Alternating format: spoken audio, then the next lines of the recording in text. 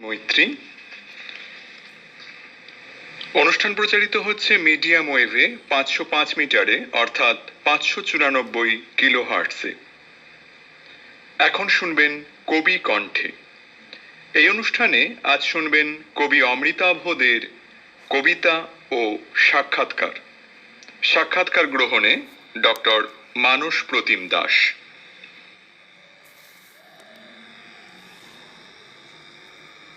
আকাশবাণী মৈত্রী।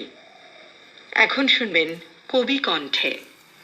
আজকের কবি অমৃতাভ দে, তার সঙ্গে আলাপচারিতায় ডক্টর মানস প্রতিম দাস, অনুষ্ঠান সম্পাদনায় কাকলি কর।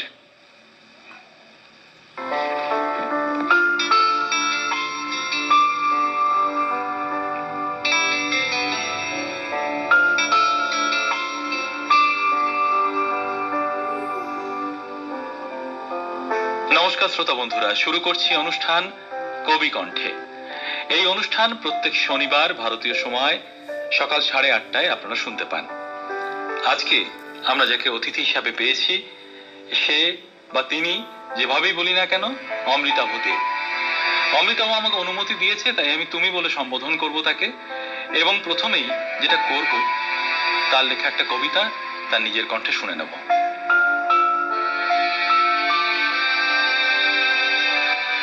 পুতুল নগরী। আমাদের পুতুল নগরীতে আজও শিল্পীরা তৈরি করেন মানুষের মূর্তি। চোখ কথা বলে, কত ভালোবাসা ঠোঁটের কোণে। বাগান জুড়ে ভাস্কর্য, পাখি এসে বসে রোজ। কিচির মিচির, কত না গল্প কথা। কৃষকের বেঁচে থাকা, বাউল ফকিরের গান, শিশুকোলে মা, কিংবা রবীন্দ্রনাথ কবিতার পংক্তি হয়ে ওঠে। এখানে পথে পথে বাংলার স্থির চিত্র নির্মিত হয় প্রতি মুহূর্তে। কামার, কুমোর, জেলে, মাঝিকে আমার প্রতিবেশী বলে মনে হয়। শিল্পীর হাতের ছোঁয়া নির্মাণ করে চলে চলমান জীবন, আজও অন্ধকার নামে। মৃদু আলোয় কৃষ্ণ ঠাকুর রং করে শিল্পীর আঙুল। মাটির শরীর উৎসবে মাতে। আমাদের পুতুল নগরীতে প্রতিদিন জীবনের মহাকাব্য রচিত হয়। অমৃতাভ দে তার নিজের লেখা কবিতা আমাদের শোনালো। একটা বর্ণনা, একটা ছবি, যে ছবিটা ফুটে ওঠে প্রথম দুটো পংক্তির পরে, ধীরে ধীরে ধীরে ধীরে অবয়ব পায়, শেষে এসে তারপরেও কেমন যেন কম্পিউটার গ্রাফিক্সকে ছাড়িয়ে অন্যরকম একটা রেশ হয়ে মনের মধ্যে থেকে যায়। আমি অন্তত অতি সাধারণ একজন পাঠক হয়ে বা শ্রোতা হয়ে এটুকু বুঝতে পারলাম। আরো যখন কবিতা অমৃতাভ আমাদের শোনাবে, তখন আমরা আরো বুঝবো জীবনকে, জগৎকে, আমাদের অভিমানকে, আহত অভিমানকে, সবকিছুকে দেখার তার দৃষ্টিভঙ্গি।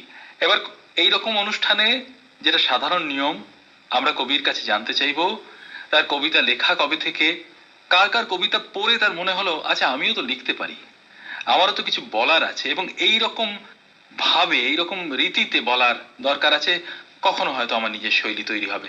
একটু আমাদের শোনাও। আসলে আমি থাকি কৃষ্ণনগরে, কিন্তু আমার বড় হয়ে ওঠাটা কৃষ্ণনগর থেকে 30 কিলোমিটার দূরে একটি গ্রামে। গ্রামের নাম বড় আন্দুলিয়া, এবং এই বড় আন্দুলিয়া কবি বিজয়লাল চট্টোপাধ্যায়ের স্মৃতিধন্য গ্রাম। এবং এই বিজয়লাল চট্টোপাধ্যায়ের সাথে আমাদের আকাশবাণীরও একটা দীর্ঘ সম্পর্ক ছিল, এবং তিনি চারণ কবি হিসেবেই বিশেষভাবে চিহ্নিত।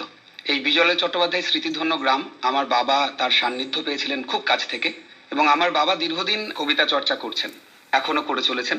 আমাদের বাড়ির পরিবেশটা ছিল বেশ অন্যরকমের, কারণ আমাদের বাড়িতে লেটার প্রেস ছিল। বাবা পত্রিকা সম্পাদনা করতেন, লেটার প্রেস থেকে সেই পত্রিকা বেরোচ্ছে সেই সময়। আমাদের পুরো গ্রামে একটা সাহিত্যিক পরিমণ্ডল ছিল, যেহেতু বাবা গ্রন্থাগারের সাথে যুক্ত ছিলেন, দীর্ঘদিন গ্রন্থাগারিক হিসেবে বাবা কাজ করেছেন। আর বাবার ছায়াটা আমি খুব পেয়েছি সাংঘাতিকভাবে। এবং আমার কাকা কবিতা পাঠ করতেন, কবিতার আবৃত্তি করতেন, এবং বিভিন্ন কবির কবিতা কাকার কণ্ঠে শুনেছি। তাছাড়া ওই গ্রামের সেই চায়ের আড্ডা, আসর, সেটা আমার ছোটবেলা থেকে খুব যাওয়া ছিল। এবং বাবার ওই পাঠাগার, যেটা বিজয়লাল চট্টোপাধ্যায়ের প্রতিষ্ঠিত পাঠাগার, সেই পাঠাগারে নিয়মিত সাহিত্য চর্চা হতো, এবং সেখানে কবিতা পাঠ হতো। এবং সেই তখন ভাস্কর চক্রবর্তীর কবিতা, পুরুলিয়ার কবি নির্মল হালদারের কবিতা ভীষণভাবে আমাকে খুব টানত। এবং অবশ্যই দেবদাস আচার্যের কবিতা, যিনি আমাদের কবিতার আচার্য বলি আমরা, তার সান্নিধ্য আমি খুব কাছ থেকে পেয়েছি। এই মানুষগুলোর কবিতা শুনতে শুনতে, তাদের কাছ থেকে কবিতা শুনতে শুনতে আমার কবিতা লেখার শুরু। আজকে যারা শুধুমাত্র অমৃতাভদের কথা শুনছেন, যারা তাকে দেখছেন না, বেতারে দেখার কথাও নয়, তাকে কল্পনা করতে পারছেন?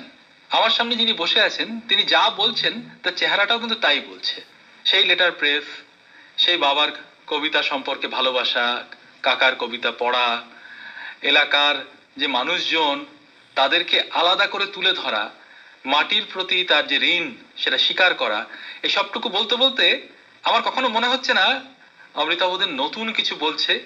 তার চেহারাটা যা বলছে তাই যেন মুখ থেকে বেরিয়ে আসছে, এবং আমরা খুব আন্দাজ করতে পারি যে তার কবিতার মধ্যেও ঠিক এই ব্যাপারটাই আছে। তার কোনো কবিতাই তার এই গোটা অবয়ব থেকে আলাদা নয়। আমরা শুনবো আরো একটা কবিতা। আমি শোনাই কবিতার নাম পূর্বপুরুষ। আমাদের পূর্বপুরুষের কথা জানা নেই আমার। তারা হাতির পিঠে চড়তেন নাকি এক্কা গাড়ি, ছুটে ঘুরে বেড়াতেন তাও জানি না। শুধু কেরানি দাদুকে দেখেছি চুনো মাছ কিংবা পাটালি গুড় রুমালে বেঁধে নিয়ে আসতেন বিকেলবেলা। চেহারা ছিল লম্বা, ফর্সা গায়ের রং, সাদা ধুতি পাঞ্জাবিতে তাকে আমার দেবতার মতো লাগতো। হোলির দিন গ্রামের মানুষের সঙ্গে কীর্তন করতে করতে বিভোর হতে দেখেছি তাকে। আবির রাঙা শরীরে বেশ দেখাতো। গ্রামের সবার মাস্টার মশাই ছিলেন। ঘাড় গুজে ভগবানের নাম লিখে যেতেন প্রতি সকালে। কবিতা প্রবন্ধে ঈশ্বরকে খুঁজেছেন, মানুষের ভিতরে খুঁজেছেন ভগবানকে। আমাদের বাড়ির চিলেকোঠায় ভগবান আর জীবন নিয়ে লেটার প্রেসে ছাপা বইগুলো বস্তাবন্দি করে রেখেছিলেন ঠাকুমা। তার মনে হতো ছাইপাশ কি যে লেখেন। তারপর সেগুলো একদিন নেমে এলো সিঁড়ির ঘরে কোনায়। বন্যায় ভেসে গেল ভগবান আর জীবন। দাদুকে আমার সম্পূর্ণ একটা কবিতা বলে মনে হতো। পেনশন পাননি কোনোদিন, কিন্তু ভগবান নাকি তার সঙ্গে সঙ্গে থাকেন। ছোট থেকে বড় হয়েছি আমি। বন্যার জলে ভেসে যাওয়া বইয়ের কিছু পাতা আজ হঠাৎই আমার হাতে। সংসারের আড়ালে বসে আমি সেই হলদে পাতা প্রতিদিন একটু একটু করে উল্টে চলেছি। শুনে চলেছি ভগবানের মাহাত্ম্য কীর্তন, আর দেখতে পাচ্ছি হলুদ জীর্ণ পাতায় হেঁটে চলেছেন আমার স্বপ্নের দেবতা। আমি জানি না আমি যে কথাগুলো শুরুতে বলেছি কোনোভাবে অমৃতাভ তার দ্বারা প্রভাবিত হয়ে ঠিক সেই রকমই একটি বেছে নিয়েছেন কিনা কবিতা, এবং ঠিক সেই কবিতা তার সম্পর্কে যা বলেছি তার সত্যতা প্রমাণ করে। দাদু যেন একটি কবিতা, এবং সেই দাদু ইতিহাস। আজকে তার সম্পর্কে যাবতীয় ব্যাপারটাই ইতিহাস। সে হলুদ পাতা উল্টে উল্টে সেই দাদুকে আবিষ্কার করার চেষ্টা করছে। ওই যে বলছিলাম লেটার প্রেস শব্দটা না কোথায় একটা আটকে আছে আমার মনের মধ্যে, বারবার ফিরে ফিরে আসছে কথাটা, এবং এই কবিতার মধ্যেও ফিরে আসছে। অর্থাৎ অমৃতাভ এমন একটা জায়গায় বড় হয়েছে যা তাকে চুম্বকের মতো টেনে নিয়ে সেই কবিতার অলিন্দেই নিয়ে গিয়ে রাখে। এখন মানুষকে তো তার বাড়ি যেমন গড়ে তোলে, তার এলাকা যেমন গড়ে তোলে, তুমি যেমন দেবীদাস আচার্যের কথা বললে, দেবদাস আচার্য, আমার ত্রুটি মার্জনা করবেন। এখন এর পাশাপাশি শিক্ষালয় যেখানে পড়ছি, স্কুল কলেজ, সেগুলোও তো প্রভাবিত করে ভীষণভাবে। মানে তোমার পড়াশোনা নিয়ে একটু বলো। আমার পড়াশুনো প্রথমে গ্রামের স্কুলেই, তারপর আমি ওই যে বললাম আমার এমন ভাবে জড়িয়ে গেল বিষয়টা যে কবি বিজয়লাল চট্টোপাধ্যায়ের নাম ছোটবেলা থেকে বাবার কাছে শুনছি।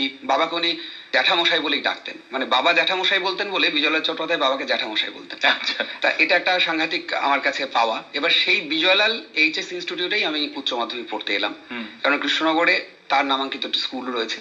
সেখানে আমার আশা, এবং সেখানে আমি যাকে শিক্ষক হিসাবে পেলাম বাংলা সাহিত্যের কবি বিদ্যুৎ হালদার। কবি বিদ্যুৎ হালদারের কাছে আমার কবিতার পাঠ, পাশাপাশি বাবার বন্ধু সদ্য প্রয়াত হয়েছেন কবি সঞ্জীব প্রামাণিক, তার নাম না করলেই নয়। কৃষ্ণনগর শহরে যিনি অনর্গল বাংলা কবিতা বলে চলে যেতে পারতেন, মানে তার সমস্ত কবিতা মুখস্থ থাকতো। আচ্ছা, এটা এখনকার দিনে পাওয়া আমি জানি না কতটা সেইভাবে কবিতা পড়েন। মানে তিনি যা পড়তেন তাই সব তাই তাই এবং তিনি আমাদের প্রথম, তিনি আমাকে তার চিলেকোঠাতেই, তার যে বাড়ি জলঙ্গি নদীর ধারে, একটা অনেক দিনের পুরনো বাড়ি, সেই চিলেকোঠায় আমাদের পত্রিকা জন্ম নিল। এটা আমার একটা মানে খুব কি বলবো, এটা আমাদের জীবনের একটা খুব বড় পাওয়া আমার, যে আমার এবং আমার এক বন্ধু আমরা যুগ্মভাবে একটি পত্রিকা প্রকাশ করলাম। 1999 সালে তার বীজ বপন হলো, আর সেটা গাছ হিসেবে হলো 2000 ডিসেম্বর মাসে। সঞ্জীব প্রামাণিকের বাড়ির চিলেকোঠায় জন্ম নিল জীবনকুচি নামের একটি পত্রিকা, এবং সেই পত্রিকা আমাকে সারা পশ্চিমবঙ্গের বিভিন্ন প্রান্তের মানুষের সাথে একটা সংযোগ করতে সাহায্য করলো। এবং সেইখানে দাঁড়িয়ে সঞ্জীব প্রামাণিক কবি, তিনি প্রচুর কবিতা আমাদের শোনাতেন। মানে তার কাছে বসে আমার প্রচুর কবিতা শোনার অভিজ্ঞতা হয়েছে। এবং তিনি প্রথম বললেন উৎপল কুমার বসুর কবিতা পড়তে, কালীকৃষ্ণ গুহর কবিতা পড়তে, তিনি বললেন আমাদের শ্যামলকান্তি দাশের কবিতা পড়তে, মৃদুল দাশগুপ্তের কবিতা পড়তে, আল মাহমুদ, ভাস্কর চক্রবর্তী, বীরেন্দ্র চট্টোপাধ্যায়, এবং যাদের কবিতা আমরা খুব সেইভাবে সেই সময়ে দাঁড়িয়ে আমাদের প্রজন্মের ছেলেমেয়েরা যে সময় মানে পড়ার কথা নয়, তিনি তাদের কবিতার প্রতি আমাকে আকৃষ্ট করলেন। এটা আমার একটা খুব বড় প্রাপ্তি। জানি না অনেকেই যারা আজকে কবিতা লেখেন হয়তো এই ক্ষেত্রে প্রতিষ্ঠা পেয়েছেন, তাদের কেউ যদি এই সাক্ষাৎকার শোনেন তারা তোমাকে হিংসে করবেন, কেননা পড়াশুনো করতে গিয়ে কবিতা লিখে সময় নষ্ট করছে এই গঞ্জনা তোমাকে কেউ দেয়। একদম একদম। মাস্টারমশাই থেকে শুরু করে বাবা, কাকা বা বাড়ির অন্যরা এটাকে যেন একটা স্বাভাবিক বিবর্তন হিসেবে ধরে নিয়েছে। একদম হ্যাঁ, মানে ঠিকই। এটাই হওয়ার ছিল। ঠিকই। এবং সত্যি কথা, এই কথার প্রসঙ্গে আবার কথা যেটা, সেটা হচ্ছে যে তারপরে আমার প্রেসিডেন্সি কলেজে পড়তে আসা, সাহেব এমন একটা জগৎ পেলাম, সেখানে এসে পেয়ে গেলাম মঞ্জুভাষ মিত্রকে, শ্রদ্ধেয় আমার শিক্ষক, কবি। তার লেখা আমি পড়ছি অনেক আগেই, পাতা উল্টালেই শারদীয় সংখ্যায় মঞ্জুভাষ বাবুর কবিতা দেখতে পেতাম। এসে সেই মানুষটিকে আমি আমার সাহিত্যের শিক্ষক হিসেবে পেলাম হীরেন চট্টোপাধ্যায়, যার নাটক রেডিওতে যেভাবে প্রচারিত হয়েছে এবং ভীষণভাবে ভালোবাসতেন, আমাকে খুব ভালোবাসতেন হীরেন চট্টোপাধ্যায়। স্যারও মারা গেলেন, খুব কষ্টের ছিল আমার কাছে সেটা, কারণ আমার পত্রিকাতে নিয়মিত লিখেছেন স্যার। হীরেন চট্টোপাধ্যায়ের সান্নিধ্য পেলাম, সেখানেই পেলাম অনন্ত কুমার সাহা বলে একজন, যিনি বাংলা কবিতা সংকলন করেছেন, অসুস্থ এখন। তিনি আমাদের কবিতা শোনাতেন। মানে আমি তার সাথে মহাজাতি সদনের পিছনে একটি ওই ল্যাম্প পোস্টের উপরে বসে স্যার আধুনিক কবিতা সম্পর্কে বলছেন, মানে উনি চা খাচ্ছেন, আমি চা খাচ্ছি, একসঙ্গে বসে আমাদের একটা আড্ডা ছিল। এগুলো খুব মনে পড়ছে আজকের এই দিনে। ফলে এই যে কথাগুলো বলা, এটা সমসময়ের একটা দলিল তৈরি হচ্ছে। আসলে এই ধরনের দলিল তো ঠিক শব্দ মিলিয়ে আইন মিলিয়ে হয় না, এই দলিল হয় মানুষের অভিজ্ঞতা মেনে, এবং সেই অভিজ্ঞতার মধ্যে উঁচু নিচ থাকে।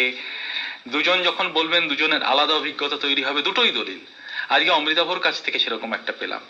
এখন এই যে সেতুর কথা তুমি বলছিলে, আমাদের এই যে প্রচার তরঙ্গ আকাশবাণী মৈত্রী, সেখানে তো আমরা সবসময় বলি যে এপার বাংলা ওপার বাংলা, দুই বাংলার মনের কথা। তাই, সত্যিই তাই, চেষ্টা আমরা সেইভাবেই করি।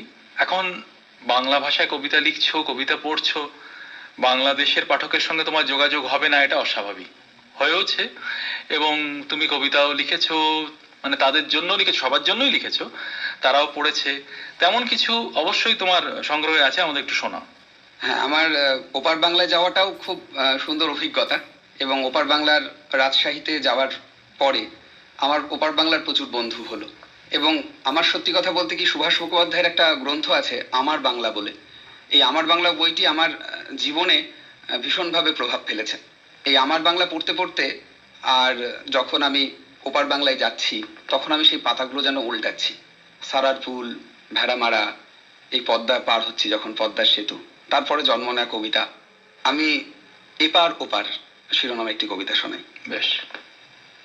এপারের মন ওপারে গিয়েছে যেই, জল তরঙ্গে লালন সায়ের গান, দেশের সীমানা ধূসর পাণ্ডুলিপি, হৃদয়ে আমার স্নিগ্ধ মাটির ঘ্রাণ। এপারের গ্রাম ওপারের জল ছবি, এপারের হাওয়া ওপারে দিয়েছে সুর, এদেশের নদী ওপারের তীর ছুঁয়ে কবিতা হয়েই বয়ে গেছে বহুদূর। পদ্মার ঢেউয়ে এপারের লোককথা, এপারের রং ওপারে গিয়েছে মিশে। নাটোরের পথে বনলতা সেন আজও অপেক্ষমান তোমাকেই ভালোবাসে। এপারের মেঘ ওপারে গিয়েছে উড়ে, কাঁটাতার জুড়ে ফুটেছে গোলাপ ফুল। বৃষ্টি ভিজছে এপার ওপার আজও, ছন্দে ছন্দে রূপকথা বিলকুল। কবি যখন এরকম একটা কবিতা পাঠ করেন, নিয়ম হচ্ছে ঠিক তারপরে তিনি একটু নৈশব্দ আশা করেন, যে নৈশব্দ এই কবিতার বোধকে, কবিতার অনুভূতিকে পাঠকের মধ্যে ছড়িয়ে দেবে। কিন্তু কি করব, আমাদের কথা বলতে হয়, আমাদের এখানে অনুষ্ঠানে চুপ করে থাকাটা নিয়ম নয়। কিন্তু একটা মন্তব্য করতে যাচ্ছিলাম, নিজেকে আটকে রেখেছিলাম, যখন অমৃতাভ পড়েছে দাদু যেন একটি কবিতা, তখন আমার মনে হয়েছিল অমৃতাভ কবিতা বলতে প্রবাহে বিশ্বাস করে। সবাই প্রবাহে বা বিশ্বাস করবে না, নাও করতে পারে, কবিতার মানে তার কাছে অন্য কিছু হতে পারে। এই কবিতাটা পড়ার পর আমার মন্তব্য করতে দ্বিধা নেই, অমৃতাভর কাছে ওই প্রবহমানতাই কবিতা। একদম, হ্যাঁ, একদম ঠিক কথা, এবং- আমার সেটাই মনে হয়। সেইটা শুনে আমি যদি, আমার মতো সাধারণ পাঠক যদি এই সিদ্ধান্ত করতে পারে, তবে যারা শুনছেন, যারা বিদগ্ধ মানুষ, কবিতা নিয়ে পাঠ শুধু নয় চর্চা করেন, লেখেন, তারাও সেটা বোধহয় ধরতে পারবেন। এবার একটা কিরকম আমার অনুভূতি হচ্ছে, আমার আর কথা শুনতে ইচ্ছে করছে না তোমার। এই কবিতাটা পড়ার পর মনে হচ্ছে কবিতাই হোক। মানে আমি এখন যার কবিতায় খুব ভীষণভাবে ডুবে আছি এই সময়, হুম, তিনি আমার খুব প্রাণের মানুষ, কবি বিভাস রায়চৌধুরী। আচ্ছা, 90-এর দশকের একজন উল্লেখযোগ্য কবি। তার প্রতিটি কবিতা আমার কাছে শ্লোক বলে মনে হয়। তাকে নিয়ে আমার একটা কবিতা। বেশ। আমার ঈশ্বর এক। আমাদের পুতুল গ্রামে পা রাখেন আমার ঈশ্বর, ঝুলি থেকে বের করেন ধুলোর ম্যাজিক, আমাকে নিয়ে চলে যান মহা কবিতার দিকে। দুই। আমাদের পুতুল গ্রামে পা রাখেন আমার ঈশ্বর, আমার পাশে ছায়ার মতো এসে দাঁড়ান, জলের ওপারে দেখি সুগভীর কান্না লিখে লিখে তৈরি হচ্ছে এক কবিতা আশ্রম। তিন। আমাদের পুতুল গ্রামে পা রাখেন আমার ঈশ্বর, সরল নদীর মতো স্পষ্ট মৃদুভাষী, ঘুমন্ত নদীর পাশে বনভূমির প্রস্তাব রেখে চলে যান আলোর ভিতর। চার। আমাদের পুতুল গ্রামে পা রাখেন মাটির ঈশ্বর, গাছ পাখির পৃথিবী বানাতে শেখান, কবিতার অক্ষর আজ ভাত হয়ে ফুটে থাকে কাঁসার থালায়। যত শুনি মানুষটা, মানে যে কবি মানুষটি এখানে বসে আছেন, আস্তে আস্তে তিনি যেন আরো পরিস্ফুট হয়ে ওঠেন।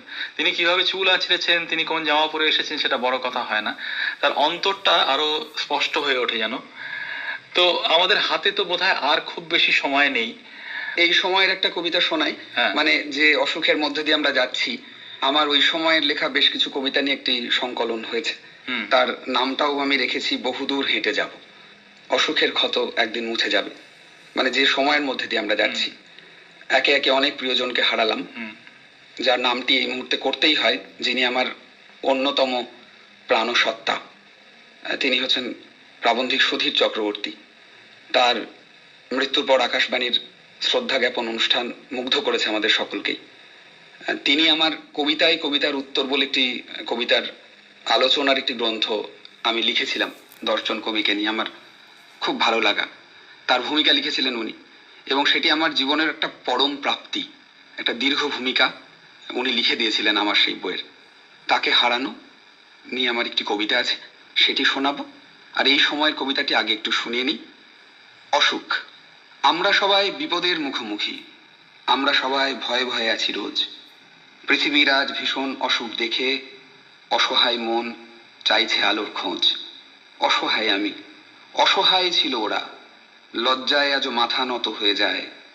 গুরুদুয়ারায় প্রাণ গেল মানুষের, অথচ মানুষ মানুষকে পাশে চায়।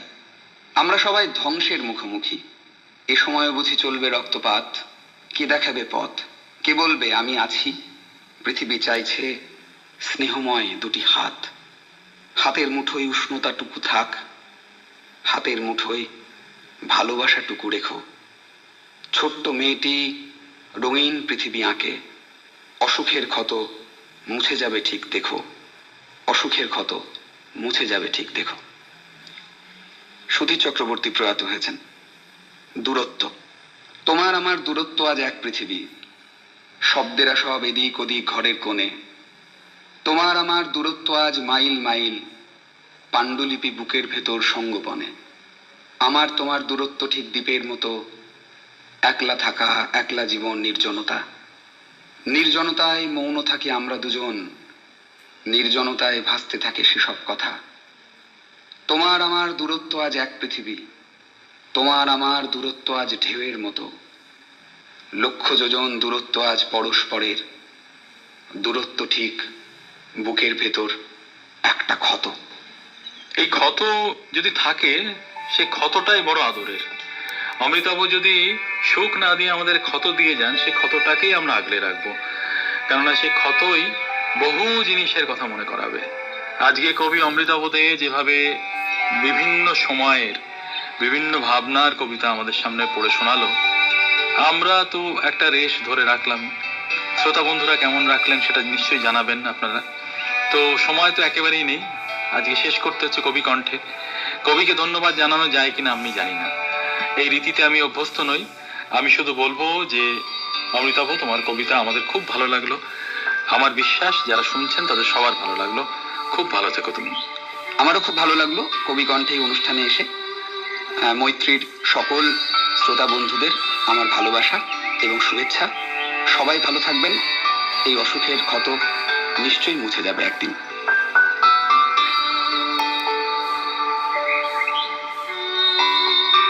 শুনলেন কবি কণ্ঠে। আজকের কবি ছিলেন কবি অমৃতাভ দে।